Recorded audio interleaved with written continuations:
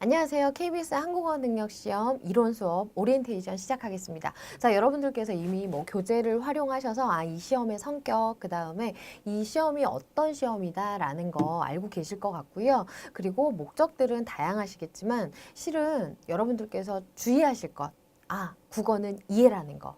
제가 항상 강조하는 건데요. 자, 일단 한국어 능력 시험 성격상 독특한 부분들이 존재해요. 우리가 알고 있는 보통 시험과 다른 영역들이 분명히 존재합니다. 자, 그렇다면 여러분들께서 이제 고득점을 맞는 방법이 가장 궁금하실 거예요. 저는 항상 말씀드려요. 기출, 그 다음에 기출에 나왔던 단어들의 목록. 자, 문제은행식이기 때문에 자, 선택지에 나왔던 것들이 정답은 아니었을지라도 자, 그 아이들이 그 다음 회차에 문제로 등장하는 경우가 굉장히 많습니다. 자, 그러니까 여러분들께서 기출 항상 염두에 두셔야 되고요. 기출 단어 목록 반드시 주의하셔야 되죠. 자, 그럼 바로 이제 간단한 안내를 좀 해드릴게요. 자, 일단 전체 문항은 100문항이에요. 자, 그리고 시간은 몇 분인가요, 여러분? 자, 120분입니다. 자, 그런데 120분이면 굉장히 길 것 같지만 실제로 듣기 문제가 존재하죠. 그래서 듣기 문제가 25분 정도 자, 이렇게 할애가 되지요. 자, 그럼 나머지 영역들을 우리가 풀 수 있는 시간은 95분 정도가 돼요. 자, 그런데 좀 이렇게 시간이 많이 필요한 부분이 어느 부분이냐면요. 다른 건 그냥 읽으면 툭툭툭툭 하고 넘어갈 수 있어요. 또는 선택을 할 때 이렇게 갈등하는 시간이 굉장히 짧거든요. 그런데 요 녀석 있지요. 자, 요 녀석에 가만히 보면 이제 자세히 제가 설명을 드리겠지만 자, 이 부분은 절대적인 시간이 필요해요. 그래서 이 부분의 시간을 줄이시는 것이 여러분들께서 고득점을 받는 가장 좋은 방법이 될 것 같고요. 자, 이제 평균적인 점수를 제가 좀 말씀드리려고 해요. 왜냐면 이 점수를 보면 상대평가이기 때문에 내가 어느 부분에 강점을 가져야겠다라는 그런 계획을 세울 수 있거든요. 자, 예를 들면 어휘어법 같은 경우는 지금 30문제예요. 자, 그리고 국어문화 10문제거든요. 자, 요 두 개의 점수가 굉장히 낮습니다. 자, 어휘어법 같은 경우에 몇 점 정도 받으실 수 있을 것 같아요, 여러분? 자, 평균적으로 지난해 2018년을 기준으로 본다면, 자, 바로 16점에서 자, 20점 정도 맞으신 분들이 고득점 하신 분들이었어요. 자, 그 다음 국어문화 같은 경우에 지금 10점이란 말이죠. 열문항이고요. 자, 얘는요. 자, 5.5점 정도. 굉장히 낮은 점수죠. 문제가 변형도 됐고요. 문제가 많이 경향이 변하기도 했지만 실질적으로 이 국어문화는 어휘어법의 총집합제라고 생각하시면 돼요. 그래서 여러분들께서 이 부분에서 전체 40점 중 최고 맞을 수 있는 점수가 25점에서 6점 정도. 절대 높은 점수가 아니거든요. 그러니까 이 부분을 잡으셔야 돼요. 나머지는 비슷비슷합니다. 대부분의 수험생 여러분들이. 자, 그러면은 자, 이러한 특징을 말씀드리고요. 그 다음 자세한 내용을 좀 설명 좀 해드릴게요. 자, 지금 이제 제가 자세하게 지금 풀어놨는데요. 실제로 비중을 보시더라도 듣기 15문제인데 별로 드릴 말씀이 없다라고 말씀드리고 싶고요. 자, 여기에서는 주의하실 건 요거예요. 집중과 선택적 메모. 자, 요게 가장 필요하고요. 자, 어휘어법은 너무 중요해요. 지금 가장 많은 형태를 보이고 있지요. 자, 그런데 최근의 경향을 말씀을 드리면 고유어 같은 경우에는 2문제 정도가 출제되고요. 많이 문항수가 지금 줄어 있어요. 기존에는 4문제 정도 나왔다 그러면은 2문제로 반으로 줄었어요. 아니 그러면은 그 나머지는 어디 갔을까요? 그쵸? 바로 요 한자어 쪽으로 많이 기울어져 있습니다. 지금 문제 형태가. 제가 지금 한자 성어까지도 체크를 해드렸지요. 그 이유가 있어요. 자, 고유어는 쉽게 맞출 수 있는 아주 쉬운 문제들이 많이 나오고요. 한자어가 굉장히 어렵게 나와요. 그리고 한자어 같다고 생각하지 않은 것들이 한자어인 경우도 있고요. 그래서 저는 꼭 이 부분을 여러분들께서 반복 학습하셨으면 하는 그런 바람이 있어요. 자, 그래서 한자어의 사전적 문맥적 의미, 병기. 요 단어들을 우리글 음을 주고 한자와 같이 병기한 다음에 이 한자가 문맥에 맞게 쓰였냐. 그래서 자, 여기에서 주의하실 건 바로 동음이의어의 한자 어를 주의하셔야 된다라는 거. 자, 얘는 단독으로 나와요. 문맥에 맞는 동음이의어를 골라라라고 단독으로 나오고요. 자, 그다음 최근에 아주 비중이 높아진 게 한자성어예요. 한동안은 뭐 한 개? 많아야 두 개였어요. 근데 최근에는 많이 나오면 세 개에서 네 개까지 나와요. 근데 이게 문제는 제가 지금 어휘어법 부분에 지금 제시를 했지만 실질적으로 어휘 부분에 나오는 것보다도 자, 바로 비문학 속에서 또는 문학 속에서 이 한자성어를 물어보는 경우가 많아요. 네모안에 들어갈 한자성어로 적절한 것은. 그리고 이것뿐만 아니라 이 한자성어는요, 요 녀석하고 또 연결이 되죠. 속담하고 같은 뜻을 가진 한자성어가 뭐냐라고 해서 요 녀석하고 또 같이 걸려요, 얘네들이. 그래서 여러분들 꼭 이 기출됐던 그런 한자성어 목록은 반드시 한 번 더 살펴보셔야 되고요. 그리고 2회 이상 기출된 것들을 제가 교재에다가 다 체크를 해드렸어요. 자, 그래서 그 부분을 좀 보셨으면 좋겠고요. 자, 그 다음 이제 단어의 의미 관계가 나왔죠. 자, 얘는 과거에는 한 문제가 출제됐었어요. 근데 최근에 두 문항으로 늘어났어요. 그 이유가 뭘까요? 얘도요. 실은 한자하고 연결돼가지고 낱말 퍼즐 주고 난 다음에 최종적으로 나타난 단어의 반의어를 골라라. 자, 요런 문제 하나. 그 다음에 또 하나는 지식을 주고 또는 뭐 반의 관계에 대한 설명을 쭉 주고 아니면 상하 관계에 대한 설명을 쭉 주고 난 다음에 이런 관계에 대한 단어로 적절한 것은 적절하지 않은 것은 이런 식으로 나오죠. 자, 그래서 여기서는요, 반의 관계에 대한 주의를 좀 하셨으면 좋겠어요. 자, 요 녀석은 반드시 정리하고 가셔야 됩니다. 자, 과거부터, 처음부터 쭉 나왔던 게 바로 반의 관계였어요. 어렵게 나와도 반의 관계, 쉽게 나와도 반의 관계.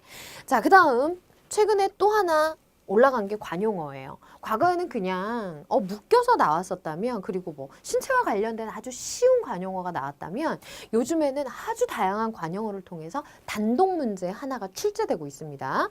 자, 그 다음 이제 순화어 문제 반드시 하나가 나오고 있지요. 그런데 자, 우리가 순화어 자체를 달달달달 외우기는 힘들어요. 하지만 여러분들께서 자꾸 변화를 주셔야 되고요. 그리고 사전상에서 변화된 게 있다면 그걸 확인하셔야 되는데 바로 국립국어원에 가시면 자, 단어들을 순화하는 작업을 계속 하고 있지요. 자, 그곳에 가셔서 여러분들께서 확인을 하셨으면 좋겠어요. 자, 이 어휘 부분을 활용할 때는 여러분들께서 반드시요, 뭘 보셔야 되냐면 사전 옆에 꼭 끼고 계셔야 되고요. 아니면 네이버 사전에서 이제 표준국어 대사전 지금 걸어놓고 우리가 사용할 수 있잖아요. 그 부분 절대 놓치시면 안 돼요. 그 부분 꼭 확인하셨으면 좋겠고요.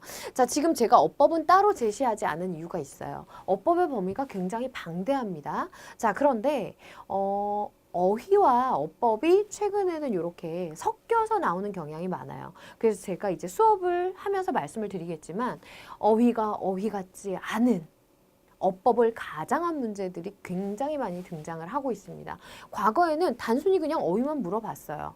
근데 단순하게 이렇게 물어보지 않는 경우가 많기 때문에 어법은 여러분들께서 기본적으로 용어부터 시작해서 개념까지 정확하게 파악하고 가셔야 돼요. 자, 뭐 특별히 또 말씀드릴 건 어법 부분에서는 어문 규정에 대한 해석 주의하시라는 말씀 꼭 드리고 싶고요. 자, 그 다음 이제 내용으로 들어갈 텐데요. 이제 쓰기 한번 보도록 할게요. 쓰기는 전체 5문제예요. 근데 과거에는 5개가 한 세트 문제로 같은 주제를 가진 글을 계획부터 고쳐쓰기까지 쭉 냈었단 말이죠. 근데 최근에는요. 자, 2문제 한 세트, 3문제 한 세트 이런 식으로 출제를 하고 있어요. 자, 그래서 고쳐쓰기 같은 경우에는 어법하고 걸려 있으니까 자, 어휘어법 한번 다시 되짚어 보시면 좋을 것 같고요. 창안 같은 경우에는 여러분들께 굳이 뭐 하나의 팁 정도로 말씀드린다면 조건을 거는 그런 문제들이 있어요. 그럼 조건에 보면 거기에 이제 용어가 나오거든요. 그럼 이 용어의 개념에 대한 학습을 여러분들께서 반드시 하고 넘어가셨으면 좋겠어요. 그 용어를 몰라서 틀리는 건 너무 아깝잖아요. 자, 그 다음 이제 읽기로 들어갈 텐데요. 읽기가 시간 활용을 가장 많이 해야 되는 내용이고요. 대부분 수험생들의 얘기를 들어보면 실은 다른 부분 어휘어법 국어문화는 그냥 이렇게 암기라고 생각하는 경우가 많은 것 같고요. 특히나 암기를 나는 암기는 괜찮은데 이 부분이 약하다라고 하시는 분들도 계세요. 자, 그런 분들은 이 부분 먼저 잡으셔야 돼요. 얘가 시간 투자가 많이 필요한 영역이거든요. 특히나 이 문학과 비문학은요. 푸는 방법이 있어요. 분석 방법이 있어요. 시는 시답게 소설은 소설답게.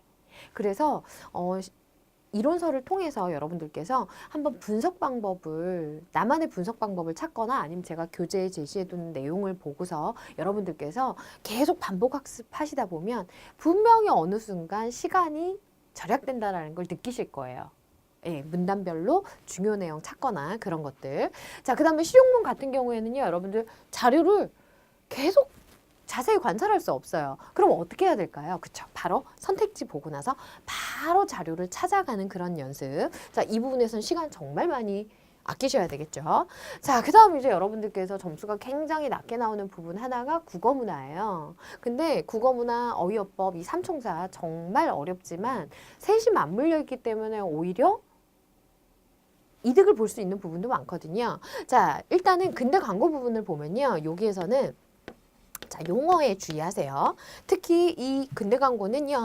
바로 이 용어들 중에 과거에 쓰던 그런 중세국어에서 쓰던 그런 문법 용어들이 있어요. 그것들과 현대 국어를 비교하는 문제가 항상 등장을 해요. 그러니까 자료를 딱 보시고 이게 아래아가 나오고 뭐 그다음에 합용병사가 나오고 이래서 너무 당황하지 마시고요. 현대 국어라 생각하고 한번 쭉 읽어보시는 연습을 하세요. 한 2개 정도의 광고만 분석하셔도 겹치는 용어들이 분명히 존재합니다. 뭐 예를 들면 뭐 재음소와 연철분철, 제가 좀 전에 말씀드렸던 합용병서, 각자병서 뭐 이런 식으로. 자, 요런 것들 주의하시면 될 것 같고요. 자, 방송 언어 같은 경우에는요. 그냥 어법하고 어휘하고 이렇게 섞어놓은 형태라고 생각하시면 돼요. 그런데 방송 언어기 때문에 뭐 발음을 갖다가 오히려 경제적으로 전달한다거나 숫자를 읽을 때 주의해야 될 부분은 존재하겠죠. 자, 그 다음 남북한 언어의 차이점. 항상 등장해요. 그런데 과거에는 굉장히 어렵게 시간 투자가 많이 되는 그런 문제가 나왔다면 최근에는 간단하게 나와요. 그냥 남북한 언어를 비교하는 걸 지문을 제시해 주고요. 1번부터 5번까지 제시한 다음에 이게 나만의 맞춤법하고 어떻게 다른지에 대한 선택지를 주는 거죠. 자, 그 대표적인 항목이 뭐가 있냐면 띄어쓰기. 자, 그 다음 남북한 언어에서 가장 커다란 차이점이 뭘까요? 그쵸, 바로 두음 법칙이에요. 자, 남한은 두음 법칙을 인정하고 있지만 북한은 두음 법칙을 인정하고 있지 않아요. 그러니까 이 부분들은 반드시 반복이 되기 때문에 여러분들께서 습득하실 수밖에 없는 부분이에요. 기출문제를 보시면 아니면 교재에 있는 문제를 2개만 푸셔도 아실 수 있어요. 자, 그 다음 이제 표준어와 방언인데요. 표준어와 방언 같은 경우에는 의외로 굉장히 정답률이 낮아요.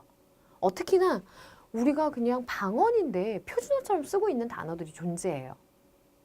사람의 꼴을 갖다가 그 모습을 갖다가 낮출 때 꼬라지, 꼬락서니 이런 식으로 기출에서 나왔었거든요. 자, 그러면은 걔 같은 경우에는 꼬라지를 우린 더 많이 쓰는데 실제 표준어가 꼬락선이었단 말이죠. 자, 그런 식으로 여러분들께서 이 부분은 바로 어휘 부분하고 좀 연결을 하셔서 특히 그 한글 맞춤법 있지요. 그리고 표준어 규정 그것과 연결을 하시면 좋을 것 같아요.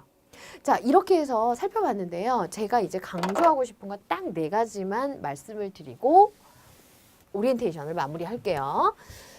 자, 딱 4가지만 말씀드릴게요.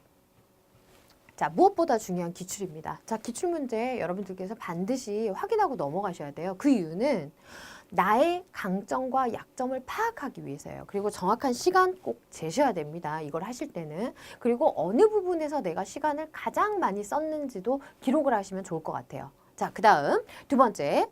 자, 그 속에 있는 단어 목록. 기출 속에 있는 단어 목록. 자, 교재에 전부 다 제시되어 있습니다. 자, 그 다음 3번째는요. 시간 안배. 특히 비문학에서 정말 시간 줄이셔야 되고요. 그 다음 4번째는요. 국어는 이해라는 인식을 좀 하셨으면 좋겠어요.